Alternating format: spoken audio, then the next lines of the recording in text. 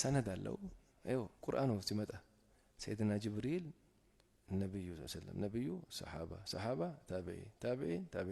እያለ መሻይኾቻችን ጋር ደረሰ ከነሱ ጋር እኛ ጋር ደረሰ ሰንሰለት አለው ዒልምም ከዳ